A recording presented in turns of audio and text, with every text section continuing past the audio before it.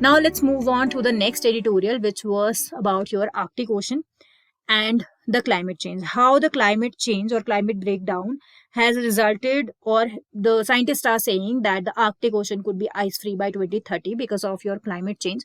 उसके बारे में बात करते हैं. So this was in your editorials.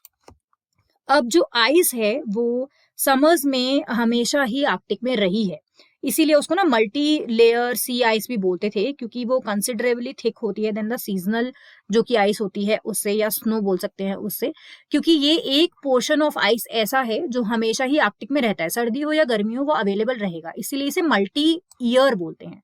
Year by year accumulate हो कि वो आइस बनी है.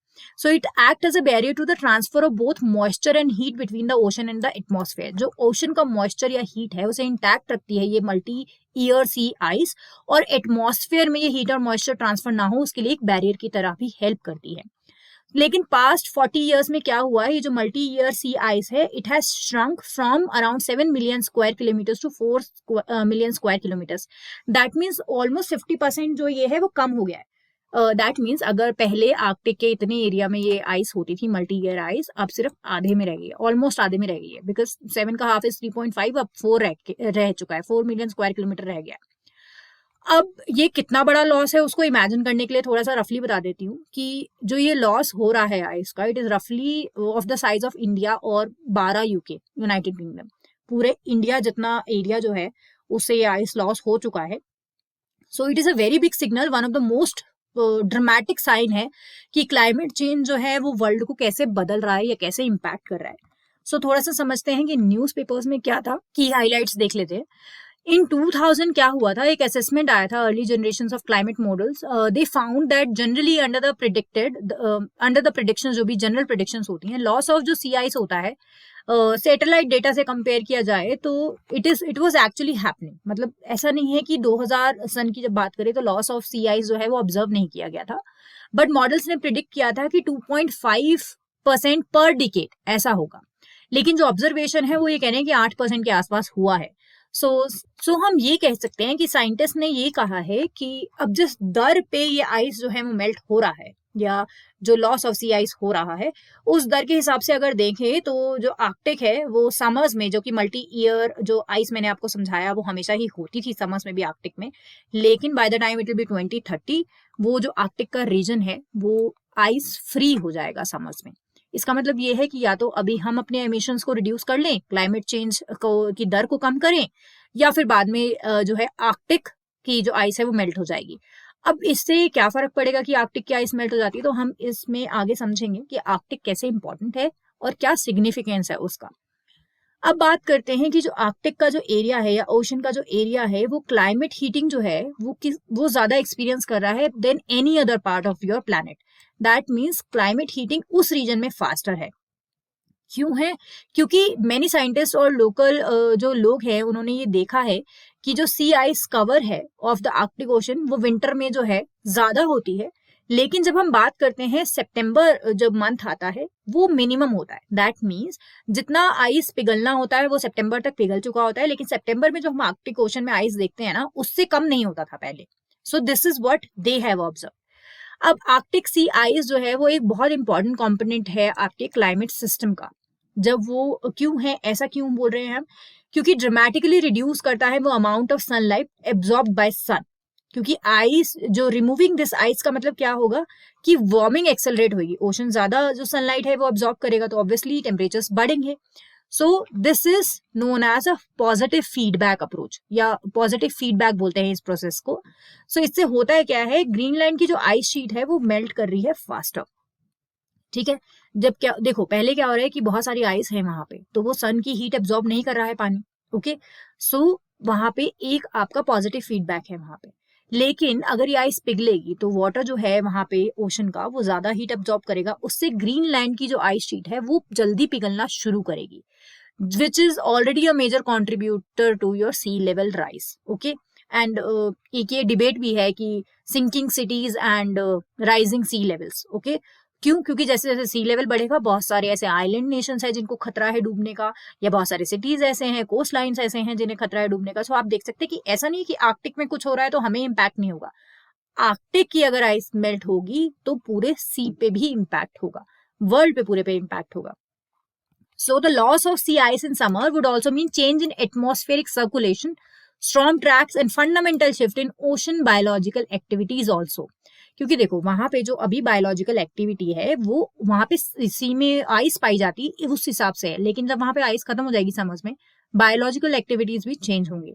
सो there are just some of the highly undesirable consequences which can be seen अगर वो समर्स 2030 तक समर्स में आर्कटिक में आइस नहीं हमें दिखेगा, और बहुत बड़े डिसएडवांटेजेस हो सकते हैं which I will tell you now. पहले थोड़ा समझते हैं कि आर्कटिक है कहाँ. बहुत बार बच्चे कंफ्यूज हो जाते हैं नॉर्थ पोल है कि साउथ पोल है. आर्कटिक वाला जो रीजन है आपका नॉर्थ पोल से के पास एसोसिएटेड है.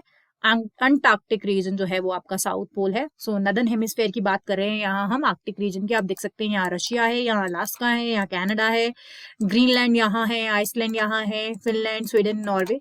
सो यू कैन सी इन सारी कंट्रीज के बीच में जो ओशन आता है वो आपका है आर्कटिक ओशन, और ये है आर्कटिक रीजन. अब ये आपको बहुत ज्यादा जरूरी है जानना क्योंकि ना क्वेश्चंस आ जाते हैं मैप रिलेटेड. अब आर्कटिक ओशन न्यूज में था तो आर्कटिक ओशन के आसपास की जितने कंट्रीज हैं, बॉर्डर किसका लगता है, किसके कोस्ट लाइन कहाँ किसके पास है, वो सब पता होना चाहिए आपको, तो ये याद रखना. अब बात करते हैं कि आर्कटिक सी आइस की हम पिघल जाएगा तो क्या होगा. मतलब पहले उसके लिए हमें इंपॉर्टेंस पता होना चाहिए कि क्यों इतना इंपॉर्टेंट है. देखो पहला है आपका क्लाइमेटिक इन्फ्लुएंस. जो आर्कटिक सी आइस है वो एक क्रूशियल आपका रोल प्ले करता है ग्लोबल क्लाइमेट पैटर्न्स में. सो वो बहुत ज्यादा क्लाइमेट को इन्फ्लुएंस करता है.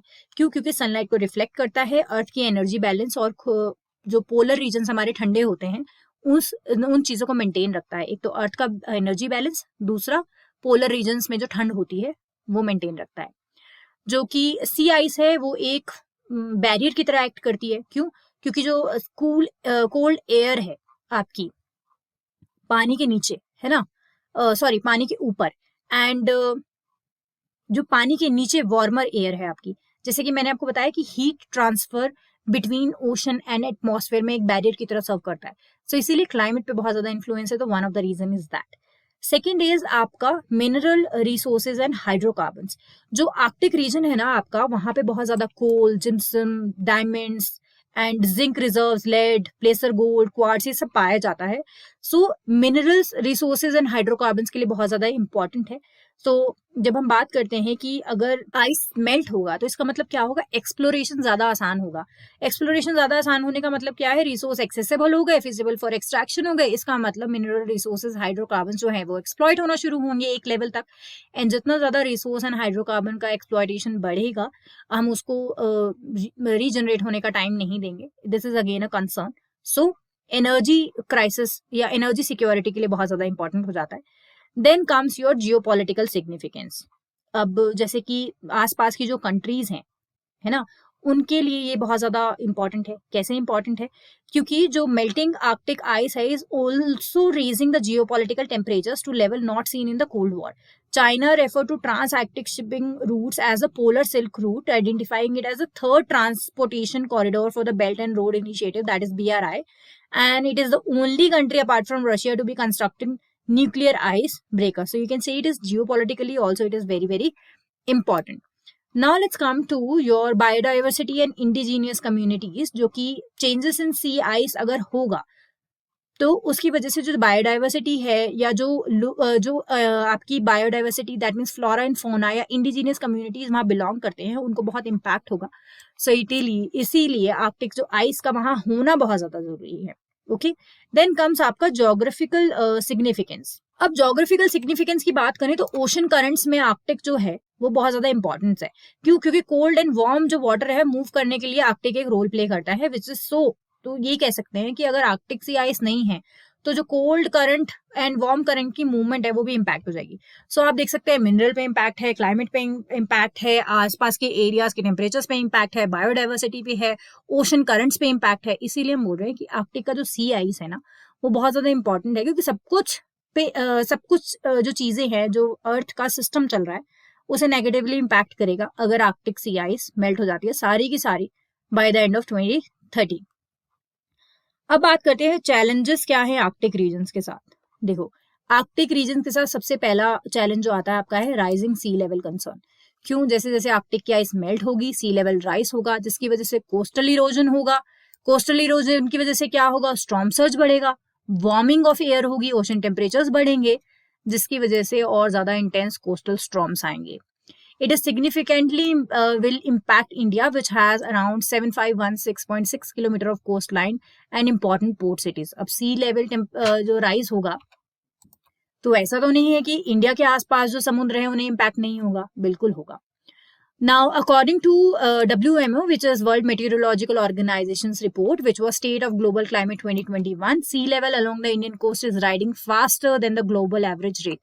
जो भी ग्लोबल एवरेज पे सी लेवल राइज हो रहा है, इंडिया के आसपास उस एवरेज से भी ज्यादा दर पे जो है सी लेवल राइज हो रहा है. So need to remember this. ये आपको रिपोर्ट का भी नाम याद रखना जरूरी है, पेपर में कई बार पूछ सकता है.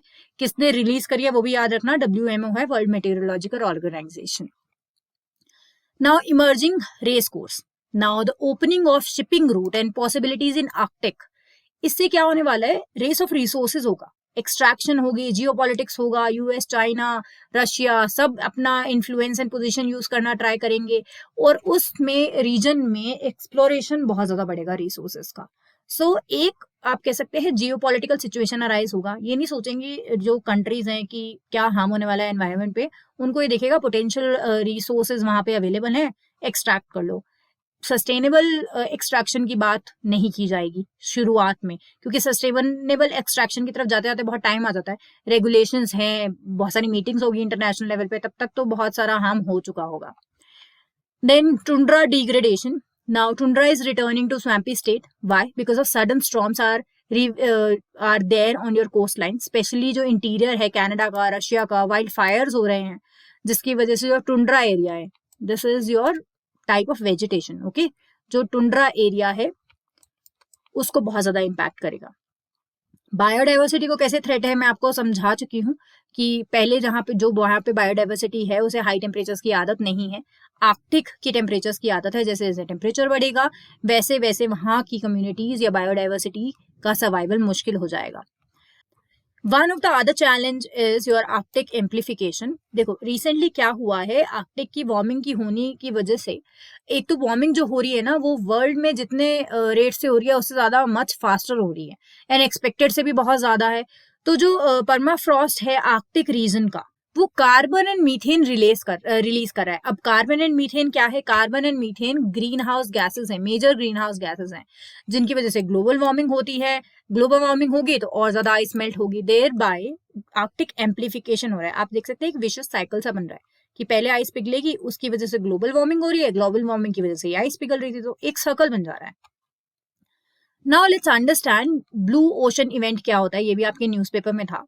जो ब्लू ओशन इवेंट होता है वो तब होता है जब आर्कटिक ओशन चेंज करता है from being covered in ice year round and reflecting most of the sunlight that impacts it back into the space to being mostly ice free blue water of period of time during the warm season, which will cause it to absorb most of the sunlight it impacts and that impacts it. Now what does it mean? देखो blue ocean event, इसको ऐसे याद रखना, blue ocean that means अब ocean का water जो है आपका ब्लू कलर है.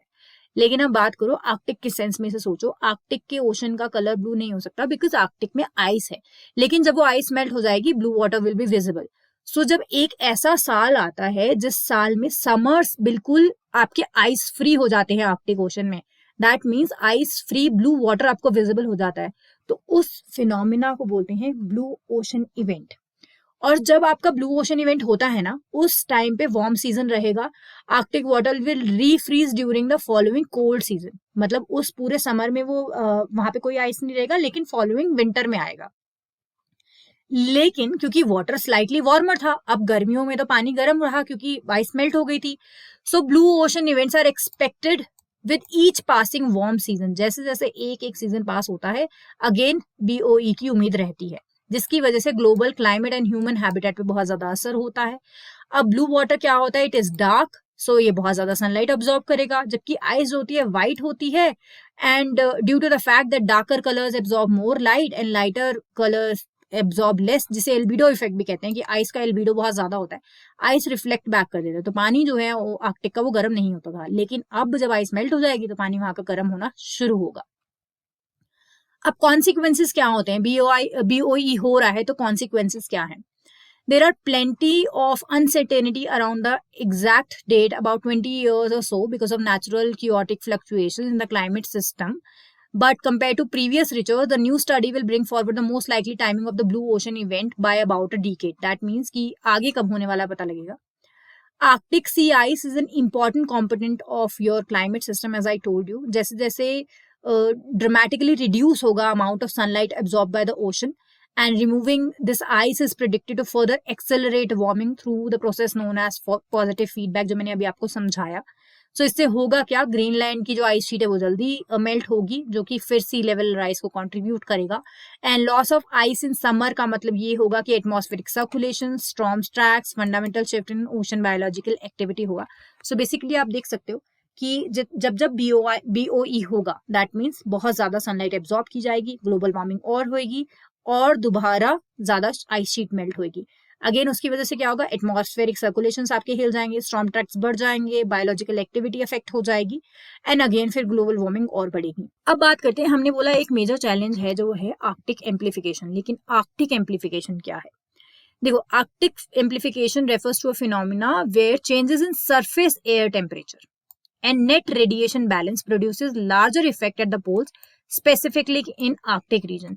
That means जो surface air temperature में changes आ रहे हैं, या net radiation balance, जो अर्थ का radiation balance है वो उसमें changes आ रहे हैं, लेकिन पोल्स पे उसका इम्पैक्ट बहुत ज्यादा है, स्पेसिफिकली आर्कटिक रीजन पे, तो उसे बोलते हैं Arctic amplification. That means in चीजों का इम्पैक्ट जब आर्कटिक पे बहुत ज्यादा होता है तब हम उसे बोलते हैं आर्कटिक एम्प्लीफिकेशन. ओके, अब थोड़ा सा समझते हैं कि आर्कटिक एम्प्लीफिकेशन में ग्लोबल वार्मिंग के डायनामिक्स क्या होते हैं. देखो, ग्लोबल वार्मिंग हो रही है, temperature, air temperature at earth surface rise हो रहा है, मेल्टिंग ऑफ स्नो हो रही है, जिसकी वजह से इंटेंसिफाई हो रहा है biological activity in the ocean, और लेस रिफ्लेक्शन, मोर एब्जॉर्प्शन हो रहा है, वार्मिंग ऑफ द ओशन की अपर लेयर हो रहा है, लार्जर एनर्जी फ्लोज हैं. This is one circle. लेकिन अनदर सर्कल क्या हो रहा है, warming of the lower atmosphere through back radiation from the atmosphere to the surface. ये किसकी वजह से हो रहा है, मोर हेज एंड क्लाउड्स हो रहे हैं, more aerosol particles in the atmosphere, इसकी वजह से ये भी हो रहा है, और इसकी वजह से रिफ्लेक्शन एंड ऑब्जॉर्प्शन भी बढ़ रहा है. सो आप देख सकते हो ये दोनों एक दूसरे को कैसे सपोर्ट करके ग्लोबल वार्मिंग की वजह से आर्कटिक एम्प्लीफिकेशन बढ़ सकता है. ओके, अब आर्कटिक एम्प्लीफिकेशन के कॉजेज क्या होते हैं? पहला क्या है, it is a result of global warming. वो क्यों होता है? एंथ्रोपोजेनिक फोर्सेस या एंथ्रोपोजेनिक एक्टिविटीज यानी ह्यूमन एक्टिविटीज. जैसे कि हमने बात करी है कि हमें अर्थ का टेम्परेचर जो है वो 2 डिग्री सेल्सियस से ज्यादा नहीं बढ़ाना है, लेकिन प्री इंडस्ट्रियल लेवल की बात की गई थी कि इससे ज्यादा नहीं होना चाहिए, लेकिन उससे ज्यादा हो रहा है. सो यू कैन से कि ह्यूमन एक्टिविटीज का रिजल्ट होता है आर्कटिक एम्प्लीफिकेशन. प्राइमरी कॉजेज की बात करें तो आइस एल्बिडो फीडबैक है, लैप्स रेट फीडबैक है, water vapour feedback, ocean heat transport, ये सारे रीजंस हैं. ये थोड़े ज्योग्राफिकल या टेक्निकल रीजंस है, बट ये सारे रीजंस के पीछे भी क्या है, ह्यूमन एक्टिविटीज ही है, ग्लोबल वार्मिंग ही है. Now diminishing sea ice in the Arctic due to global warming playing a significant role in amplifying the warming effect. Why? जितनी ज्यादा आइस कम होती जाएगी आर्कटिक रीजन में, उतना ज्यादा ग्लोबल वार्मिंग एम्प्लीफाई होगी, उतना ज्यादा आर्कटिक एम्प्लीफिकेशन होगा. देन क्यों रीजंस मैं आपको समझा सकती हूँ, क्योंकि आइस का हाई अल्बिडो होता है, वही सेम रीजन है. Now let's come to the consequences. इससे आर्कटिक एम्प्लीफिकेशन अगर बढ़ता है तो क्या इम्पैक्ट होने वाला है? पहला होगा weakening of polar jet streams. Okay, जैसे जैसे आइस शीट कम होगा, आपकी जो पोलर जेट स्ट्रीम्स है वो वीक होंगी, जिसकी वजह से टेम्परेचर राइज होगा, हीट वेव्स बढ़ेंगी यूरोप में. ओके, अनसीजनल शावर्स होंगे नॉर्थ वेस्ट इंडिया में as per the consequence of Arctic amplification. अब ना थोड़ा सा कॉन्सिक्वेंसेस को बहुत अच्छे से पढ़ना, क्योंकि ऐसे ना स्टेटमेंट्स आ सकते हैं आपको एग्जाम में. प्रीलिम्स में बेसिकली ना ऐसे पूछ लेगा which of the following is incorrect और करेक्ट फॉर आर्कटिक एम्प्लीफिकेशन, और उसमें ना ये सारी स्टेटमेंट्स दे देगा कि इसका इम्पैक्ट इससे होता है या नहीं होता है, इसकी वजह से ये होगा या नहीं होगा, आइस एल्बिडो उससे रिलेटेड है या नहीं है. सो ये सब ना बहुत अच्छे से कॉन्सेप्चुअल जो चीजें हैं वो बहुत अच्छे से समझना. Now melting of ice is another consequence. Greenland की जो आइस शीट है वो मेल्ट करेगी, जिसकी वजह से सी लेवल राइज बहुत ज्यादा होगा. And changes in composition of sea water. अब warming of Arctic ocean and sea की वजह से क्या होगा, सैलिनिटी बढ़ेगी या घटेगी, या एसिडिफिकेशन जो है, बायोडाइवर्सिटी है, मरीन एंड जो डिपेंडेंट स्पीशीज हैं, उन सब में चेंजेस आएंगे. Salinity, acidification of the ocean etcetera में चेंजेस आएंगे, तो कॉम्पोजिशन जो है सी वाटर की वो चेंज होगी। फौना को कैसे अफेक्ट करेगा? इंक्रीज रेनफॉल, क्यों? क्योंकि आर्कटिक एम्प्लीफिकेशन जब होएगी उसकी वजह से availability and accessibility of lichens leading to starvation. Okay, so let me make you understand कि पहले तो रेनफॉल कैसे बढ़ रहा है, क्योंकि देखो जितना ज्यादा टेम्परेचर एब्जॉर्प्शन होगा वहां के क्लाइमेटिक कंडीशंस चेंज होंगे, जिसकी वजह से जब आपका जो सी सरफेस है वो ज्यादा हीट एब्जॉर्ब करेगा तो ऊपर वार्म एयर होगी, वार्म एयर की वजह से इवेपोरेशन भी ज्यादा होगा, इवेपोरेशन ज्यादा होगा तो क्लाउड फॉर्मेशन भी होगी, तो रेनफॉल ज्यादा होगी। सो रेनफॉल ज्यादा होने की वजह से क्या होगा, आपका लिंचेस जो होंगी which can lead to starvation और death among Arctic fauna. Okay, so इसकी वजह से भी हो सकता है। सो बेसिकली मैं यहाँ ये कहना चाह रही हूँ कि जैसे जैसे रेनफॉल बढ़ेगा वैसे वैसे लिंचेस की अवेलेबिलिटी, एक्सेसिबिलिटी पे फर्क पड़ेगा, उसकी वजह से आर्कटिक फोना पे फर्क पड़ेगा, ऐसे याद रख लो आप। गैसियस एमिशन की बात करते हैं तो मैंने आपको समझाया कि कार्बन एंड मीथेन जो है वो परमाफ्रॉस्ट जो है वो ज्यादा रिलीज कर रहे हैं, ग्रीन हाउस गैसेस हो रही है ज्यादा, उसकी वजह से ग्लोबल वार्मिंग और ज्यादा बढ़ेगा, जिसकी वजह से लॉन्ग डॉर्मेंट बैक्टीरिया, वायरसेस जो हैं जिनकी वजह से बहुत सारे डिजीजेस आउटब्रेक हो सकते हैं, उनमें बढ़ोतरी देखी जाएगी। That means they will increase in the coming years. Now let's understand कि इंडिया पे क्या इम्पैक्ट होगा, क्योंकि हमने पूरा आर्कटिक की क्या चैलेंजेस हैं, आपका BOE क्या है, आर्कटिक एम्प्लीफिकेशन क्या है समझ लिया, कि रिपोर्ट क्या थी बेसिकली 2030 तक बोल रहे हैं कि समर्स में आइस नहीं दिखेगी आर्कटिक रीजन में, वो सब समझा। लेकिन इंडिया को कैसे इम्पैक्ट करेगा? देखो, पहला है एक्सट्रीम रेनफॉल के इवेंट्स देखे जाएंगे। स्टडीज से ये पता चला है कि रिड्यूस होगी जैसे जैसे सी आइस आपकी बेनिनकारा सी रीजन में, इससे एक्सट्रीम रेनफॉल के जो इवेंट्स हैं later half of the monsoon में, that is September October India में ऑब्जर्व किए जाएंगे। अब दूसरा है वार्मिंग ऑफ अरेबियन सी।